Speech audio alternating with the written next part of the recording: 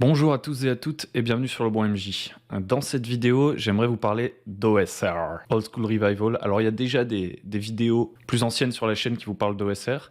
En fait, j'aimerais porter un regard un peu différent sur l'OSR parce que même si je vous en ai parlé beaucoup, la période où je vous en ai parlé, c'est un moment où ça me fascinait et où je papillonnais à droite à gauche. Je l'ai un petit peu expérimenté, mais je pense que j'étais un peu passé à côté et plus récemment, avec Shadow Dark, j'ai pu expérimenter, je dirais, de manière plus concrète ce que c'est. Et donc, voilà, j'aimerais vous en parler. Je vois souvent des critiques qui sont un peu adressées à Donjons et Dragons en général, alors pour de multiples raisons, et il y en a certaines avec lesquelles je suis d'accord, par exemple, l'état de monopole que Wizard of the Coast peut avoir, etc. Je pense que ça amène son lot de problèmes avec les trucs de l'OGL et tout. Moi, j'ai suivi ça de loin parce qu'en fait, je suis vraiment là pour jouer, pas tellement pour parler du marché du jeu de rôle. Pour autant, toutes ces critiques-là, je trouve que des fois, elles se plantent un petit peu. Et c'est d'ailleurs aussi une des raisons qui me pousse à venir vous parler de Donjons Dragons. En fait, Donjons Dragons, c'est assez facile de taper dessus, je pense, parce que c'est le jeu le plus connu, le plus joué, machin, et qu'il a justement cet état de monopole. Mais il y a 2-3 trucs avec lesquels je suis un peu moins d'accord, donc on n'est pas obligé d'être d'accord, hein. La première chose, c'est que souvent, on dit... alors là, c'est plus par rapport à l'OSR, en l'occurrence. On dit que l'OSR, en fait, c'est juste un truc de nostalgique, mais je suis pas du tout d'accord avec ça. Je m'inscris en faux parce que, preuve en est, moi j'ai un intérêt pour ça. Alors on va voir qu'il peut y avoir des biais, je viens juste après. Mais ça m'intéresse alors que j'ai jamais joué à la boîte rouge, à la boîte machin de Donjons et Dragons, je sais pas quoi. Mais une première chose, c'est que souvent on projette ça un peu. On dit que c'est un peu des jeux dysfonctionnels, je sais pas comment dire, que c'est des vieux jeux en fait qui devraient plus trop marcher et on pourrait jouer à des trucs plus modernes, il y a des trucs mieux qui sortent maintenant, etc. En fait, ça dépend vraiment de l'objectif du jeu. C'est vraiment ça que j'ai compris en fait en faisant ma première partie de Shadow Dark. Là j'enregistre le lendemain ou le surlendemain, quelque chose comme ça. Et c'est pas du tout le même objectif en fait. Aujourd'hui effectivement on a beaucoup plus de jeux qui sont tournés vers le drame, vers des histoires qui sont autour des personnages, etc. L'OSR c'est pas ça. Donc pour moi il y a plus que juste de la nostalgie, c'est un gameplay en fait qui est complètement différent. Et c'est ça un peu la difficulté. Après ça veut pas dire qu'on ne peut pas aimer le gameplay des jeux OSR, on a tout à fait le droit, on peut préférer une approche un peu plus littéraire du jeu de rôle, j'ai envie de dire, parce que les jeux old school, ils viennent des wargames, donc je dirais que c'est une approche plutôt ludique qui a conduit ensuite vers le développement d'autres formes de jeux de rôle en parallèle, etc. Mais à la base, voilà, c'était plus quand même un jeu tactique et tout, bref. Les jeux plutôt narratifs et les jeux OSR, on va pas du tout chercher la même chose dedans, et on peut aimer les deux, on peut aimer l'un ou l'autre, mais je pense pas qu'il y en ait un qui soit supérieur à l'autre, vous voyez ce que je veux dire ? Deuxième truc aussi qu'on entend pas mal, c'est que apparemment Donjons et Dragons serait un jeu où le but c'est juste de tuer des monstres pour devenir de plus en plus fort. Et en fait, personnellement, je suis pas d'accord. On y reviendra même après à la fin. Je vous proposerai peut-être des petites idées en vrac pour faire que même un truc de dungeon crawling en fait ne consiste pas juste à tuer des monstres, etc. Et d'ailleurs, mais je pense aussi que même aujourd'hui, en fait, Donjons et Dragons, la plupart des gens, ils y jouent pas pour tuer des monstres. Enfin, je sais pas, hein, je connais pas l'ensemble de la population, mais en tout cas, ce qu'il y a dans les actual plays, ce qui a l'air de motiver pas mal de gens, c'est plutôt d'incarner des personnages, tout ça. Alors maintenant, est-ce que Donjons et Dragons, c'est le jeu le plus adapté? Et ça, pour le coup, j'en suis pas sûr, j'en suis pas convaincu du tout. Pour autant, je pense pas que Donjons et Dragons, le but, ce soit juste un jeu belliqueux ou je sais pas quoi. J'ai peur, en fait, quand on entend ça, j'ai l'impression d'entendre le discours genre en mode les jeux vidéo rendent violents, vous voyez ce que je veux dire? Je comprends pas trop le délire. On y reviendra à la fin. Tout ça, ça m'a donné envie de faire cette petite vidéo sur l'OSR. Alors pourquoi moi ça m'intéresse? Déjà moi je peux pas avoir cet argument nostalgique. J'ai pas vécu à l'époque en fait de la boîte rouge, je sais pas quoi. Moi j'ai commencé avec Warhammer V2 qui pour moi n'est plus un jeu old school tel que de dungeon crawling, tout ça. J'ai commencé aussi avec un peu l'appel de Cthulhu et surtout en jouant en fait à l'arrache dans des univers Naruto, je sais pas quoi, en inventant des règles sur le pouce quoi. C'était quand même beaucoup Warhammer, mais voilà, je faisais un peu tout et n'importe quoi. Donc j'ai pas vraiment cette nostalgie d'un temps de ma vie, d'une époque que j'aurais vécue, d'une expérience que j'aurais vécue et que j'arrive pas à retrouver avec de nouveaux jeux, c'est pas ça. Alors après, je peux avoir une nostalgie, ça c'est le biais un peu projeté, vous savez, le côté c'est la mode, le vintage, un peu comme le rétro gaming, ce qui est ancien, ça peut fasciner, etc. C'est possible, c'est possible. Mais je suis pas sûr que ce soit ça le principal moteur en fait de ce que j'ai envie de faire.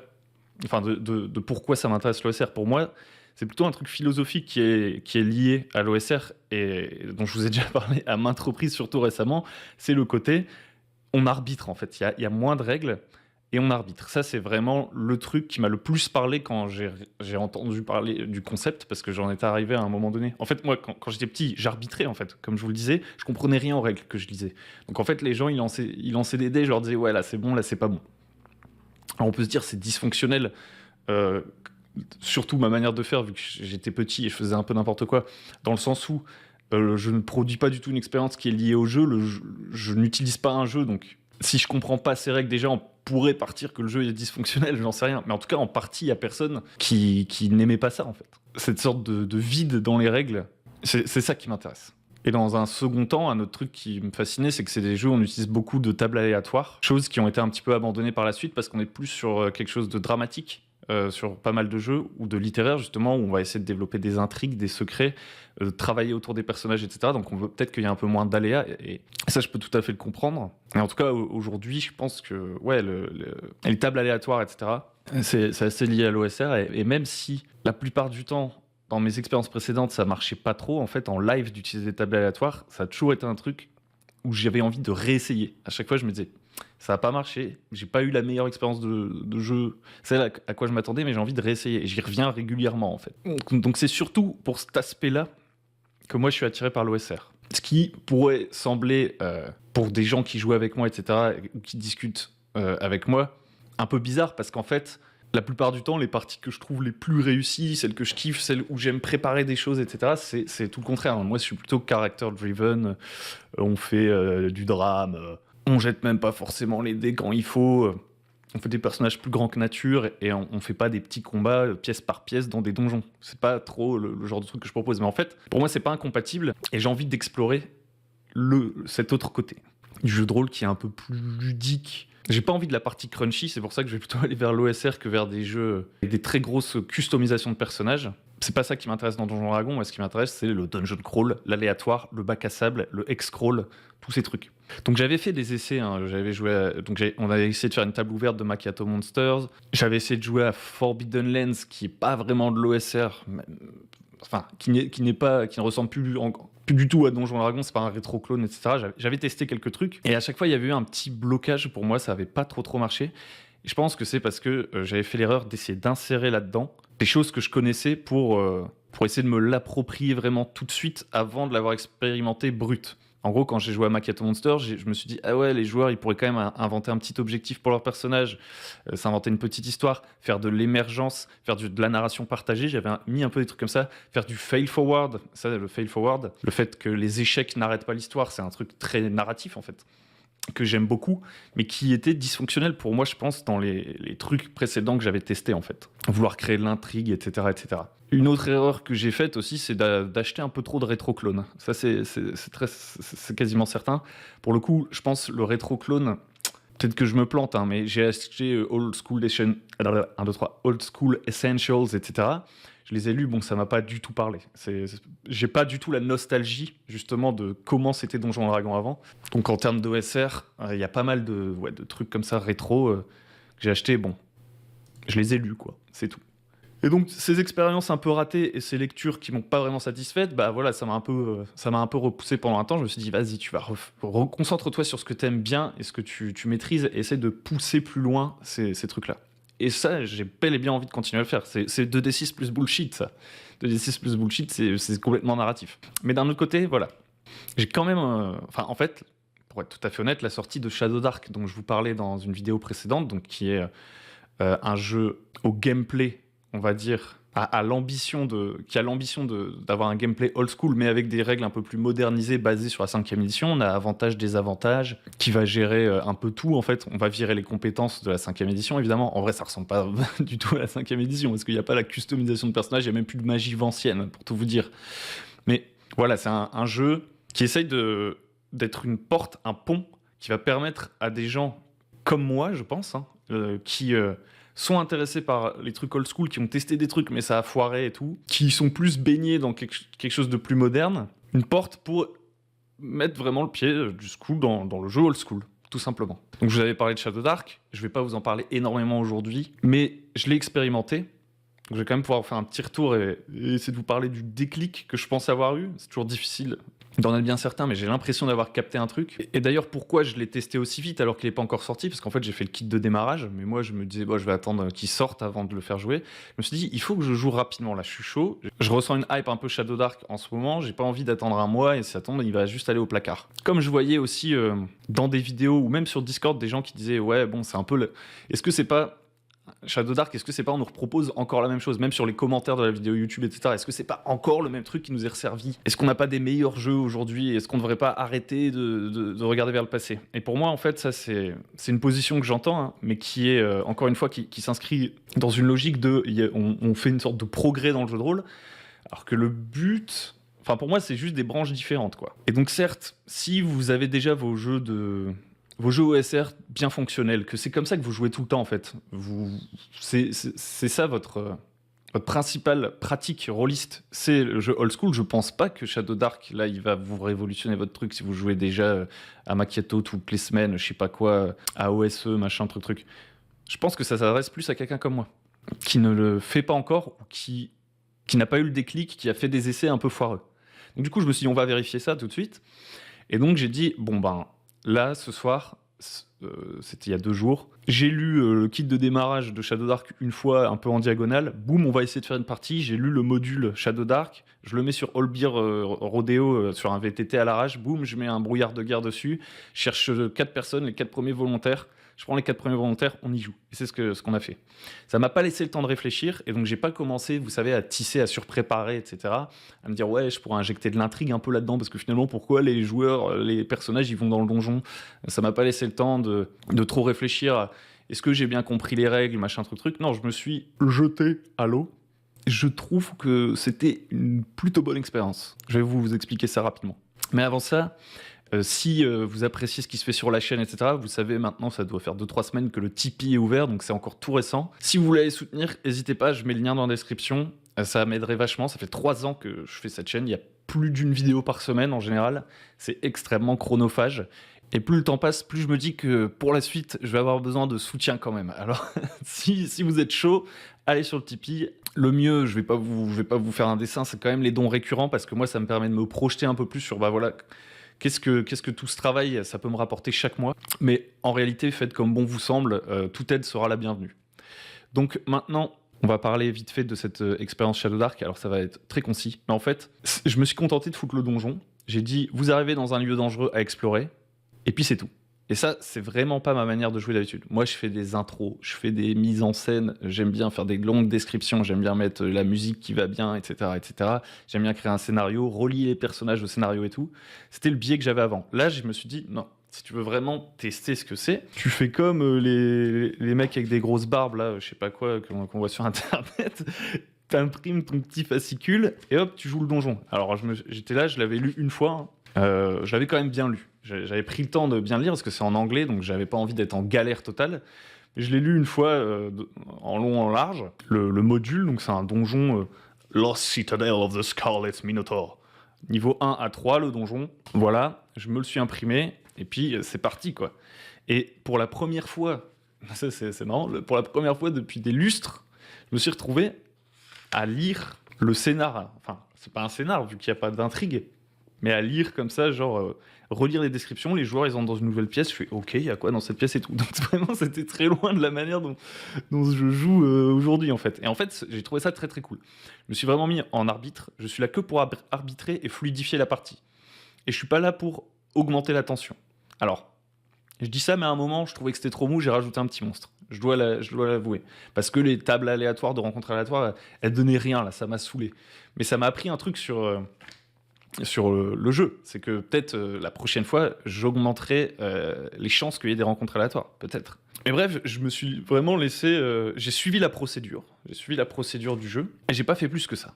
Je suis pas fan des personnages, je suis pas leur ennemi non plus d'ailleurs. J'essaie pas de faire briller les personnages, j'en sais rien. Et d'ailleurs, il y a un ils ont fait tous les trucs auxquels je m'attendais pas. Ils sont entrés par le milieu du donjon, ils sont arrivés directement dans la salle du boss. Il y en a un qui s'est fait tuer, il a fait un 20 sur son truc son jet de sauvegarde contre la mort, entre guillemets, parce que c'est pas vraiment ça. Il s'est relevé, il a tué le Minotaur, ils ont tué le boss. Premier monstre qui tue, c'est entre guillemets le boss du donjon. Vous voyez, genre ça, je m'y attendais pas.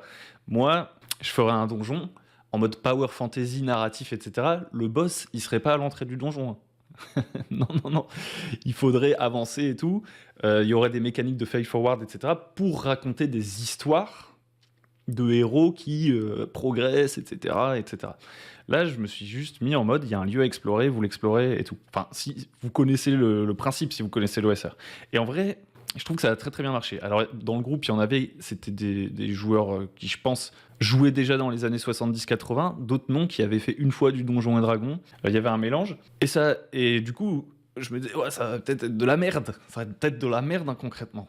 Mais en fait, franchement, c'était sympathique, mais ça n'avait rien à voir avec l'expérience que je propose d'habitude en jeu de rôle et que j'essayais de reproduire avec l'OSR à chaque fois et qui faisait que je pense que ça a échoué. Là, j'avais vraiment l'impression d'avoir une approche dungeon crawl. Et effectivement, je vais pas me le cacher, pour moi, il y avait vraiment un côté, on est avant tout, avant même d'être dans l'immersion, avant d'être dans quoi que ce soit, on est avant tout dans une sorte de jeu de plateau. Et la partie immersive et roleplay, elle vient en surcouche, entre guillemets. C'est-à-dire que c'est les joueurs, sans que je leur dise rien, qui ont commencé à interpréter un petit peu leur personnage, etc. Mais on leur avait pas créé un background. On n'avait pas essayé de lier le groupe pour une quelconque raison, etc. Moi, je me contentais de décrire, d'interpréter les PNJ et tout, sans essayer de les amener dans une direction particulière. C'était très différent. C'était très différent. J'ai pas encore les mots exactement à mettre dessus. C'était très différent, mais c'était très appréciable. Et donc, du coup, j'en ressors assez intrigué, en fait. Je me demande jusqu'où je peux aller là-dedans. Jusqu'où je peux aller. Est-ce que là, le fait que ça ait bien marché, ça me rend hyper enthousiaste, ou est-ce que, bon, à force d'expérimenter, je vais me dire, c'est quand même pas pour moi. Vous voyez ce que je veux dire? Est-ce que je me trompe quand je dis qu'on peut aimer des choses aussi différentes, et qu'en fait, c'est ceux qui opposent complètement ces gameplays et qui disent qu'il y en a qui sont mieux que d'autres qui ont raison? Hein? Vous reconnaîtrez, hein. Bref, du coup, je me dis, je vais refaire jouer le truc. Un autre truc aussi qui m'a étonné, j'enchaîne. C'est que moi, je m'attendais, j'avais aucune attente ni idée sur la durée du donjon, etc. Sur comment ça allait se passer et tout. Et en fait, ils ont exploré qu'un tout petit bout du machin. Ça, c'est autre chose qui est intéressant, c'est que du coup, bah, moi, j'ai pas du tout essayé de les pousser à aller plus vite, j'ai pas essayé d'accélérer le rythme, je les laissais faire, et j'arbitrais. Et du coup, ils ont pas exploré tout le donjon, mais c'est pas grave en fait, parce que du coup, ça donne ce sentiment peut-être aussi d'immensité du donjon, ce sentiment qu'on peut avoir raté quelque chose, etc. Enfin, je pense qu'il y a pas mal de trucs que j'ai envie de tester. Ça me donne envie en parallèle de là ce que je prépare, c'est une campagne beaucoup plus narrative, donc pour le coup beaucoup plus dramatique, parce que ce sera dans l'univers de la légende des 5 anneaux, mais en 2d6 plus bullshit, parce que j'ai écarté les règles de la légende des 5 anneaux, donc en règles que je vais pouvoir arbitrer, etc., avec des réussites avec complications, du fail forward, etc., des trucs que j'adore, hein, que j'adore. Mais à côté, plutôt que de lancer 2-3 campagnes comme ça un peu narratives, ou de faire des one-shot narratifs à côté et tout, je me dis, ma pratique parallèle, ça va être ça maintenant. Je pense que je vais faire jouer plusieurs fois Lost Citadel of the Scarlet Minotaur pour me chauffer un peu là-dessus. Et puis je vais voir. Je vais voir si j'arrive à faire une campagne. Est-ce que je vais pas tester un X-Crawl? Je vais voir. Il faut aussi trouver les bons joueurs, hein. Je pense aussi, là, j'ai fait un... Je pense que si vous dites à des gens, ouais, on va... Enfin, faut que tout le monde soit OK sur le fait de jouer ça, parce que pour moi, c'est fondamentalement différent des jeux plus narratifs. Et ce qui m'a permis d'avoir ce déclic un petit peu, c'est que dans mon enthousiasme, finalement, je me suis dit, vas-y, là, t'es chaud. J'ai pris les PDF de Nock. Donc Nock, c'est une sorte de zine, je crois, qui est dirigé par Eric Nieudant, je sais plus. Et peu importe. Le propos, c'est de dire que le tout premier article de Nock 1 m'a carrément parlé, en fait. Il a fait écho à ce que j'ai ressenti au moment où j'ai joué à Shadow Dark. En gros, ce qu'il dit, déjà, c'est ce que je vous dis dans cette vidéo, c'est qu'on peut aimer les deux, et que c'est des objectifs qui sont vraiment complètement différents. Le jeu dramatique, avec le fail forward, tout ça, c'est une chose à bien séparer de la pratique un peu plus old school. C'est tout bête, mais le voir écrit de manière aussi limpide, ça m'a fait quelque chose. Et même si ensuite je pense qu'on peut faire des mélanges, il y a encore toute possibilité d'expérimenter, peut-être qu'on peut faire du OSR en fail forward ou je sais pas quoi. Mais en gros, accepter le fait que c'est deux objectifs complètement différents, déjà c'est très intéressant je trouve. Parce qu'en fait l'objectif de l'OSR, c'est un jeu basé sur les objectifs et les challenges en fait. C'est très différent de jouer pour voir ce qui va arriver, ou de vouloir faire avancer la narration, ou de vouloir développer les enjeux internes d'un personnage. Là, quasiment tout est en fait externe. C'est-à-dire que c'est un environnement qu'on va explorer et on va essayer d'obtenir des trésors ou atteindre des objectifs dans cet environnement. Donc en fait, le joueur, au lieu de venir dans son personnage pour essayer de développer l'histoire d'un personnage, que ça vienne de lui, entre guillemets, c'est un peu le contraire. C'est qu'il arrive sur quelque chose qui est préexistant et il doit essayer de le détricoter. Vous voyez ce que je veux dire? C'est difficile de mettre des mots là-dessus, mais ça m'a vachement parlé quand j'ai lu ça. Et en fait, toute la partie développement du personnage, etc., elle est beaucoup plus accessoire. Parce que si vous voulez, pour moi, dans le jeu de rôle, on peut mettre des deux. C'est-à-dire que dans un jeu très narratif, par exemple, là je ressors d'une campagne de Dead Genesis, etc., les joueurs, ils se fixaient des objectifs, ils avaient envie de s'en sortir, ils essayaient de résoudre des problèmes avec leur cerveau. Pour autant, moi, en tant que MJ, derrière, mon objectif, c'était de créer du drame. Et donc, j'injectais, comme ça, des nouveaux éléments, des nouveaux antagonistes, des petits retournements de situation, des plot twists. C'était pas du tout, attention, il ne faut pas confondre, de la linéarité. Absolument pas. Je pense que mes joueurs pourront en témoigner et si je parviens à le faire, j'aimerais vous proposer une vidéo où on débriefe de cette campagne ensemble. Elle était complètement bac à sable. Les joueurs étaient très, très, très, très libres. Par contre, moi, en tant que MJ, j'étais beaucoup plus acteur de l'histoire qui se faisait. Et c'est ça qui est paradoxal, c'est qu'on croit que les jeux old school et tout, on entend souvent justement des parties où il y a eu des expériences un peu dysfonctionnelles, où on avait un arbitre odieux qui est là pour tout contrôler, etc. Effectivement, c'est dysfonctionnel. Ça, genre, il n'y a pas beaucoup de règles, donc l'arbitre, il vous tue quand il veut et tout. Enfin, pour moi, c'est complètement con. Mais c'est des expériences qu'on a mis sur un piédestal par rapport à ce qu'est en réel, à mon avis, la pratique des gens qui aiment l'OSR. Ce qu'ils aiment, c'est pas être torturé par le MJ, je pense. Hein. Mais comment dire? Ouais, c'est vraiment ça la différence pour moi, c'est que même si c'était un bac à sable et que les joueurs étaient complètement libres, dans Dead Genesis, j'amenais des scènes pour faire briller les personnages. C'était vraiment, voilà, on crée une histoire. Là, c'est pas du tout ça. J'étais beaucoup moins actif que les joueurs. Je posais un cadre, un donjon, avec des factions, des tables aléatoires, des machins, et ensuite, eux, ils étaient complètement actifs là-dedans. Moi, j'allais pas proactivement essayer de les mettre en péril, de faire ressortir le caractère de leur personnage. D'ailleurs, le caractère de leur personnage n'était même pas défini sur leur feuille de personnage. Et eux non plus, je pense pas qu'ils étaient là pour amener du drame. Ils étaient là pour survivre, s'en sortir, battre l'adversité, faire des plans ensemble et tout. Et c'est vraiment plus du tout le même gameplay. Pour moi, c'est un gameplay beaucoup plus ludique, beaucoup plus jeu de plateau, sur lequel on va au fil du temps, peut-être venir mettre un vernis qui va émerger comme ça, d'histoire de développement de personnages, etc. Si on joue sur le long terme, si notre personnage survit, si on sort du donjon et que du coup on se dit, bon, bah il y a quoi à l'extérieur du donjon? Ah, bah il y a d'autres donjons, pourquoi ils sont là? Ah, bah on va voir et on peut faire des liens entre les donjons, mettre des artefacts qui se répondent, commencer à créer des factions. Ça va générer de l'histoire. Ça va générer de l'histoire. C'est quand même un jeu de rôle. Mais c'est des composantes qui sont moins implémentées dans le système. Là où, à l'inverse, sur ma campagne des Genesis, peu importe que ton plan il soit excellent, je vais quand même te faire jeter un dé qui va potentiellement créer une complication. Et donc, le cœur fondamentalement du jeu, c'est de créer du drame, etc. Mais moi, j'ajoute ce petit vernis tactique, ce petit vernis player skill que j'ai quand même envie d'implémenter, qui fait que je te donne des petits bonus si tu as des bonnes idées et tout. Mais je vais quand même te faire jeter les dés au moment critique pour voir si tu parviens ou non à faire telle ou telle chose. Je sais pas si vous voyez la nuance. Il y en a un, c'est avant tout un jeu, et au-dessus on vient mettre du rôle, j'ai envie de dire. Il y en a un autre, c'est avant tout du rôle, de l'histoire, du drame, et on va injecter un peu de player skill dedans, mais les deux n'ont pas du tout le même socle. Et le fait d'accepter que là, quand je vais jouer à Lost Citadel of the Scarlet Minotaur, d'accepter que l'histoire, potentiellement, qui va en ressortir, sera naze, que les PJ ils vont galérer, qu'ils vont faire des plans un peu débiles, qu'on n'est même pas obligé de justifier pourquoi il y a des monstres qui restent en fait dans le donjon depuis 15 000 ans, c'est pas si important que ça. Le plus important, c'est de voir si vous relevez les challenges du donjon, le fait d'accepter ça, de rejeter un petit peu mais certaines de mes idées préconçues sur le truc et surtout de mes envies que j'ai envie de voir dans des trucs plus narratifs, de les laisser à la porte pour le moment et de tester le truc tel quel, ça a vraiment changé pour moi l'expérience du truc et j'y ai même pris du plaisir en fait. Alors qu'avant j'y prenais aucun plaisir. Genre tirer sur une table aléatoire, qu'il y a des monstres qui pop là, je me disais ça ralentit l'histoire, je sais pas quoi. Parce que j'avais envie qu'à la fin de la partie on ait fait avancer l'histoire d'une certaine manière. Là je me suis dit on s'en fout. Donc voilà, ça a été un déclic assez intéressant. Donc, ma conclusion, c'est que je pense que Shadow Dark, c'est un très bon format pour mettre le pied à l'étrier, en fait. Alors, il réinvente pas la roue, mais je me dis que quelqu'un qui n'a jamais fait d'OSR, et qui est comme moi, en fait, je sais pas ce que ça veut dire exactement être comme moi, hein. Mais en tout cas, sachez que moi, ça m'a permis d'expérimenter pour la première fois, je pense, les sensations un peu de ce genre de jeu. En tant que MJ, j'entends. Parce que je rappelle, tout ça, c'était moi en tant que MJ. D'avoir pris du plaisir à maîtriser ce genre de jeu.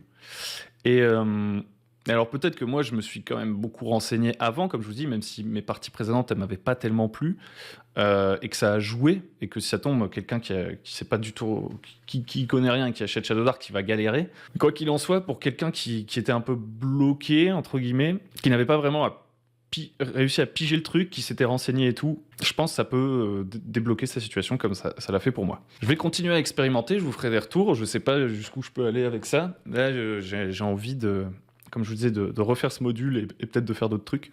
Mais d'abord de refaire ce module, parce que j'ai envie de voir ce que différents groupes en fait vont faire dans ce donjon qui est beaucoup trop grand pour être joué pour qu'on ait tout fouillé en une séance, et ça n'est même pas l'objectif. Donc je suis assez curieux de ça. Et comme promis, au début de la vidéo, je disais que voilà, un truc qui peut rebuter, moi c'était quand même ça, un truc où je me disais ouais, ils ont pas complètement tort et tout, c'est ce côté on va dans des donjons. Ça a un peu aucun sens quand même. Ça a un peu aucun sens, et on peut se dire ouais bah du coup c'est juste un jeu pour les gens qui aiment bien tuer des monstres pour gagner l'XP.